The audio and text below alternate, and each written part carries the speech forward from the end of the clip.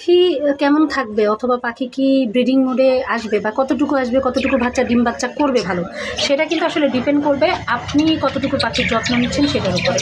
এটা হচ্ছে আমার বাবা পাখি, আমি আসলে একদমই যত্ন নিতে পারছি না।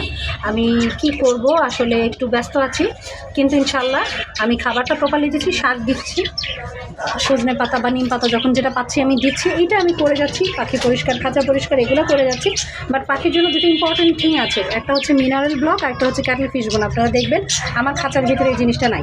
এখন আমি এই দুটো পাখি জোড়া দিয়েছি, এটা যে ব্রিডিং মোডে আনবো, আমার কিন্তু তিনটা জিনিস আমাকে মোস্ট ইম্পর্টেন্ট দিতেই হবে। এক নাম্বার হচ্ছে সজনে পাতা, দুই নাম্বার হচ্ছে ক্যাটল ফিশ বোন, মিনারেল ব্লক এবং ভালো মানের বীজ। শাকসবজি তো থাকবেই, এগ ফ্রুট তো থাকবেই, কিন্তু মিনারেল ব্লক, ক্যাটল ফিশ বোন এবং সজনে পাতা, এই তিনটা ব্রিডিং মোডের জন্য অত্যন্ত গুরুত্বপূর্ণ। তা আমি এখনও দিতে পারিনি, আর এদেরকে আসলে আমি জোড়াটা নেবে কিনা সেটাই বুঝতেছি না, যার কারণে আমি ওগুলো আনারও সময় পাচ্ছি না। ইনশাল্লাহ এগুলো আমি সব এনে পাখিকে দিব। সো পাখি আপনার কেমন ব্রিডিং মোডে আসবে, কেমন ডিম বাচ্চা করবে, সেটা কিন্তু এই খাবারগুলোর উপরে ডিপেন্ড করে।